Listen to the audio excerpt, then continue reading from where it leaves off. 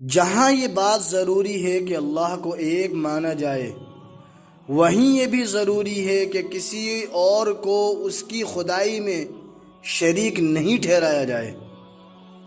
اسی لیے علم کلام کے شارحین نے لکھا ہے کہ کلمہ لا الہ الا اللہ میں نفی اور اثبات دونوں پہلوؤں کی رعایت ضروری ہے، کہ اللہ کی ذات معبود ہے اور اللہ کے سوا اور معبود نہیں۔ اگر قرآن مجید کے الفاظ کی تہ میں جھانک کر دیکھا جائے تو شاید ہی کوئی آیت ہو جس میں صراحتاً یا اشارتاً براہ راست یا بالواسطہ توحید کا ذکر نہ آیا ہو۔ کم سے کم 91 آیتیں ایسی ہیں جو صراحتاً اللہ تعالیٰ کی وحدانیت کو بیان کرتی ہیں۔ رسول اللہ صلی اللہ علیہ وسلم کی حدیثیں تو اتنی کثرت سے اللہ تعالیٰ کی توحید کے بارے میں منقول ہے کہ اگر ان سب کو جمع کر دیا جائے تو ایک ضخیم کتاب ہو جائے گی۔ یہی عقیدہ آپ صلی اللہ علیہ وسلم کی زندگی بھر کی دعوت اور آپ کی تعلیمات کا خلاصہ ہے۔ آپ صلی اللہ علیہ وسلم نے 5 باتوں کو اسلام کی بنیاد قرار دیا اور توحید کو اس کا سب سے پہلے رکن بتلایا۔ لا الہ الا اللہ کو جنت میں داخل ہونے کی کلید قرار دیا گیا۔ حضرت عثمان غنی رضی اللہ عنہ سے روایت ہے کہ آپ صلی اللہ علیہ وسلم نے فرمایا، جو بھی لا الہ الا اللہ پر یقین رکھتے ہوئے دنیا سے رخصت ہوگا وہ جنت میں داخل ہوگا۔ من مات وهو يعلم انه لا الہ الا اللہ دخل الجنہ۔ توحید کی ضد شرک ہے۔ شرک سے مراد کسی بھی مخلوق کو خواہ اپنی طاقت، پھیلاؤ، ظاہری نفع رسانی، ضرر رسانی اور علو مرتبت کے اعتبار سے کتنی ہی بڑی ہو، اللہ تعالیٰ کی ذات میں یا اللہ کی صفات و اختیار میں شریک اور ساجی ٹھہرانا توحید کی جتنی زیادہ تاکید کی گئی ہے، شرک کی اتنی ہی زیادہ برائی اور مذمت کو بیان کیا گیا ہے۔ اس سب کو سب سے زیادہ مبغوض اور قابل نفرت فعل ٹھہرایا گیا ہے۔ قرآن مجید ہمیں یہ بھی بتاتا ہے کہ صرف یہی کافی نہیں ہے کہ انسان اللہ کو ایک مانے اور عملی طور پر اپنے آپ کو شرک سے بچائے رکھے، بلکہ موقع محل کے لحاظ سے یہ بھی ضروری ہے کہ وہ عقیدہ شرک اور مشرکانہ شعائر، جس میں مشرکانہ نعرے بھی شامل ہیں، اپنی برات اور بے تعلقی کا اظہار کرے۔ اسی لیے پیغمبروں نے اپنی قوم سے کہا کہ میں ان تمام مشرکانہ چیزوں سے بری اور بے تعلق ہوں جن کو تم کیا کرتے ہو۔ جیسا کہ حضرت ابراہیم علیہ السلام نے فرمایا، یا قوم انی بریء مما تشرکون، اور حضرت ہود علیہ السلام نے اپنی قوم کو گواہ بناتے ہوئے فرمایا کہ تم سب گواہ رہنا کہ میں تمہارے مشرکانہ افعال سے بری ہوں۔ وَاشْهَدُوا أَنِّي بَرِيءٌ مِّمَّا تُشْرِكُونَ۔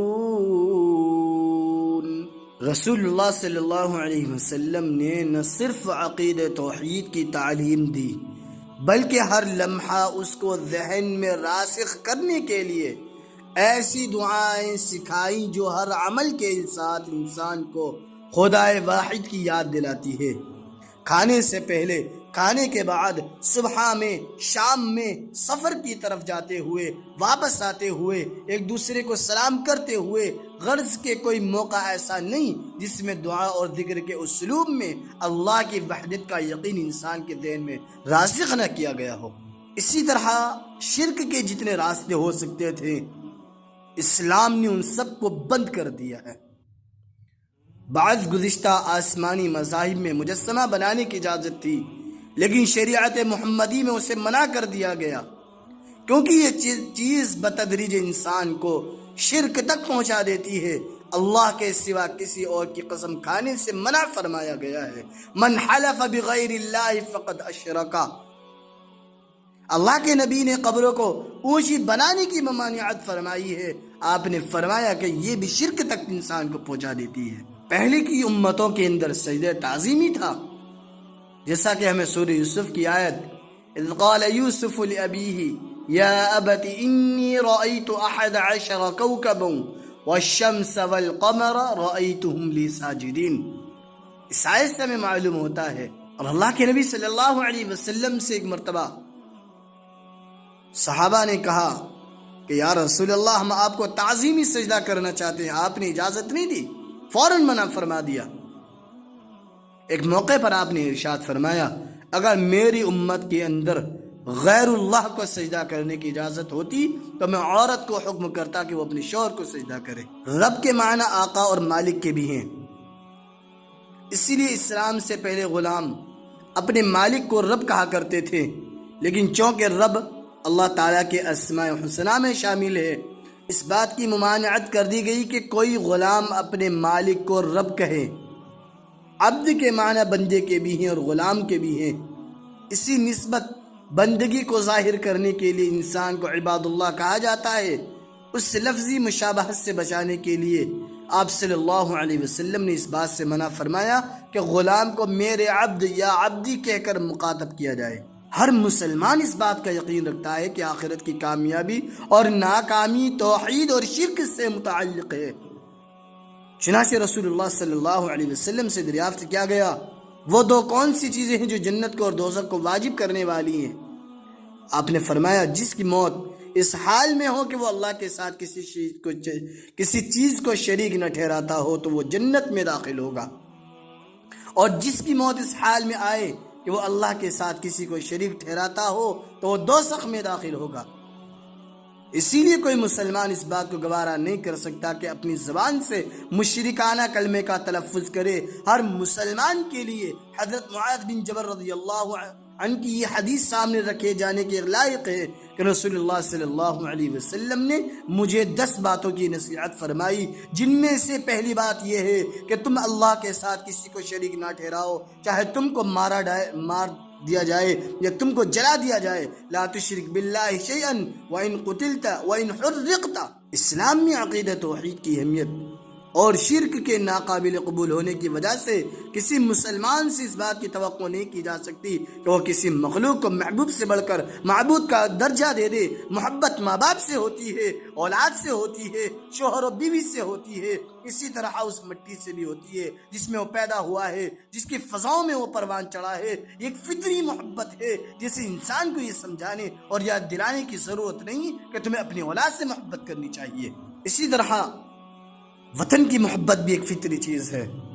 انسان پردیس میں رہتے ہوئے اپنی ملک کی ایک ایک چیز کو یاد کرتا ہے۔ اگر اس کے ملک سے وابستہ کوئی خبر مل جائے تو اسے شوق کی آنکھوں سے پڑھتا ہے۔ اجنبی ملک میں رہتے ہوئے اپنے وطن کا کوئی آدمی مل جائے تو گھنٹوں اس سے باتیں کرنا چاہتا ہے۔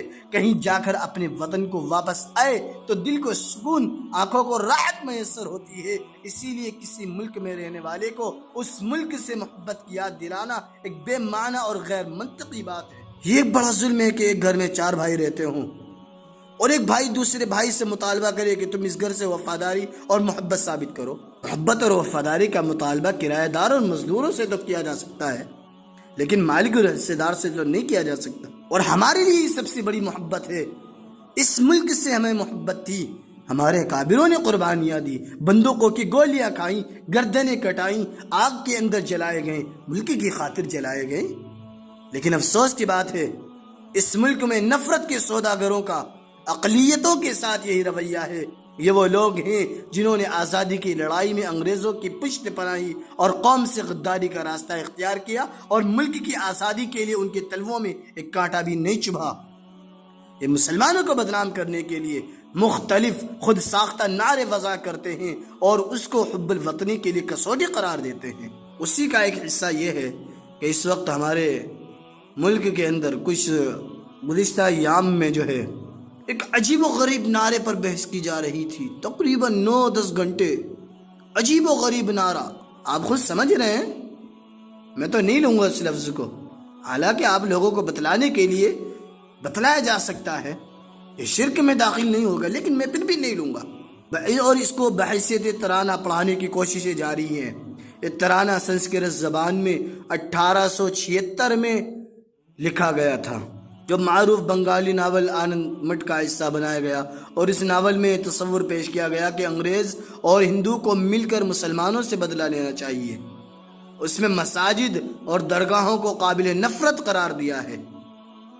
1896 عیسوی میں کانگریس کے اجلاس کلکتہ میں ربندر ناتھ ٹیگور نے اسے گایا تھا۔ پھر جب اس کی شدید مخالفت ہوئی تو مہاتما گاندھی اور خود ٹیگور نے شروع کے کچھ الفاظ کو نکال دینے کی بات کہی۔ یہ ترانہ ہندو اقتدار کے احیاء کی دعوت دیتا ہے۔ اس ترانے سے شروع ہی میں مادر وطن کی وندنا کی بات کہی گئی، اور وندنا کے معنی احترام کے بھی ہیں، پوجا اور عبادت کے بھی ہیں۔ ہم اپنے وطن سے محبت کرتے ہیں، وطن کی عبادت نہیں کرتے۔ اس میں وطن کی معبودیت کا تصور دیا گیا، اس میں درگا دیوی کی پوجا، اس کے راستے پر چلنے کا عزم ظاہر کیا گیا، جو ظاہر ہے کھلا ہوا شرک ہے۔ اس لیے مسلمانوں کے لیے ہرگز قابل قبول نہیں ہے۔ بدقسمتی اس وقت موجودہ حکومت اس ترانے کو اقتدار کے زور سے سبھی پر تھوپنا چاہ رہی ہے، اور اسکولوں میں اس ترانے کا پڑھنا لازم قرار دے رہی ہے۔ آج ہمارے شہر کے اندر بھی پریڈ ٹائم کتنے اسکولوں کے اندر یہ ترانہ پڑھا جاتا ہے۔ ہمارے مسلم بچے بھی وہیں پڑھتے ہیں، اور وہ بھی پڑھتے ہیں اس ترانے کو۔ ان کے ایمان کی حفاظت کون کرے گا؟ ان کے ایمان کو سلب کیا جا رہا ہے، کون اس کا ذمہ دار ہے؟ ہم سب کچھ جانتے ہوئے بھی انجان بنے ہوئے ہیں۔ یہ مسلمانوں کے لیے ہرگز قابل قبول نہیں ہے۔ ہندوستان کا دستور اپنے ہر شہری کو مکمل مذہبی آزادی فراہم کرتا ہے۔ دستور ہند کی دفعہ 25 نہ صرف عقید مذہب اور اس پر عمل کرنے کی آزادی دیتی ہے، بلکہ ہر شہری کے حق انتخاب کا بھی احترام کرتی ہے۔ اسی طرح دفعہ 19 ہر فرد کو اظہار رائے کی آزادی عطا کرتی ہے، جس کے تحت کوئی شہری اپنی مرضی، سوچ اور عقیدے کے خلاف کسی نظریے، نعرے یا گیت کو اپنانے یا دہرانے پر مجبور نہیں کیا جا سکتا۔ یہ دونوں دفعات ہندوستانی جمہوریت کی روح اور اس کے تکفیری معاشرے کی اساس ہے۔ ہمارے ملک کی عدالت عالیہ نے بھی بارہا ان اصولوں کو مضبوط کیا ہے۔ سپریم کورٹ نے اپنے اہم فیصلوں میں واضح طور پر کہا ہے کہ کسی شہری کو قومی ترانہ یا کوئی ایسا گیت گانے پر مجبور نہیں کیا جا سکتا جو اس کے مذہبی اعتقاد کے خلاف ہو۔ حب الوطنی ایک احساس ہے، کوئی رسمی عمل یا نعرہ نہیں جسے زبردستی کسی پر تھوپا جائے۔ یہ بات بھی اظہر من الشمس ہے کہ ہندوستان کے مسلمان اس ملک سے گہری محبت رکھتے ہیں۔ ان کے دلوں میں اس سرزمین کے لیے وفاداری، خیرخواہی اور اخلاص ہمیشہ موجود رہا ہے۔ تاریخ گواہ ہے کہ جنگ آزادی کے مختلف مراحل میں مسلمانوں نے بے مثال قربانیاں دی، خواہ وہ سید احمد شہید ہو، بہادر شاہ ظفر ہوں، ٹیپو سلطان ہوں، حجت الاسلام مولانا قاسم نانوتوی، مولانا رشید احمد گنگوہی، بے شمار لا تعداد مسلمانوں نے، اکابروں نے، گمنام مجاہدین جنہوں نے اپنی جانیں اسی مٹی کے نام پر قربان کی، اس کے باوجود کبھی کسی نے حب الوطنی کا ڈونگ رچانے یا اپنی وفاداری ثابت کرنے کے لیے زور زبردستی کا سہارا نہیں لیا، اور نہ ہی اس کی ضرورت تھی۔ حب الوطنی نعروں اور رسمی دعووں میں نہیں، بلکہ کردار و عمل اور دل کی سچائی میں ہوتی ہے۔ اگر کسی کی زبان خاموش رہے تب بھی اس کے عمل، اس کی نیت، اس کی خدمات ہی اس کی وفاداری کا سب سے بڑا ثبوت ہوتی ہے۔ اسی لیے کسی بھی شہری، خصوصاً مسلمانوں سے یہ توقع رکھنا کہ وہ اپنے مذہبی حساسیت کو بالائے طاق رکھ کر کوئی مخصوص نعرہ یا گیت قبول کر لیں، یہ نہ صرف غیر آئینی ہے بلکہ ملک کی وحدت کے بھی خلاف ہے۔ ہندوستان کی اصل طاقت اس کی کثرت میں وحدت ہے، اور یہ وحدت اسی وقت قائم رہتی ہے جب ہر مذہب، ہر عقیدہ اور ہر شخص کے بنیادی حقوق کا مکمل احترام کیا جائے۔ آخر میں گزارش یہ ہے کہ چونکہ یہ ترانہ بعض اشعار میں ایسی تعبیرات پائی جاتی ہے کہ وندے ماترم کا، جو اسلامی عقیدہ توحید کے بالکل خلاف ہے، اس لیے اس گیت کو پڑھنے یا ادا کرنے سے مکمل طور پر پرہیز کسی قسم کی بے وفائی، بغاوت یا ملک دشمنی نہیں ہے۔ مسلمان صدیوں سے اس سرزمین کے وفادار، خیر خواہ اور خدمت گزار رہے ہیں۔ ان کی وطن سے محبت کسی ثبوت کی محتاج نہیں ہے۔ یہ معاملہ صرف اور صرف عقیدے کا ہے، اور اس کا تحفظ ہر صاحب ایمان پر لازم ہے۔ ساتھ ہی والدین سے مؤدبانہ گزارش ہے کہ وہ اپنے بچوں کو نرمی اور حکمت کے ساتھ سمجھائیں کہ ایسے کلمات یا اشعار جن میں خالق حقیقی کے علاوہ کسی اور کی پرستش یا تعظیم عبادت کا پہلو پایا جاتا ہے ان سے اجتناب کرنا، اس لیے ایسے کلمات کہنے اور پڑھنے سے اپنے آپ کو بچائیں۔ اللہ تعالی ہم سب کو ایمان کے ساتھ جینا اور ایمان کی حالت میں مرنا، دنیا سے رخصت ہونا نصیب فرمائے، آمین یا رب العالمین۔ وآخر دعوانا ان الحمد للہ رب العالمین۔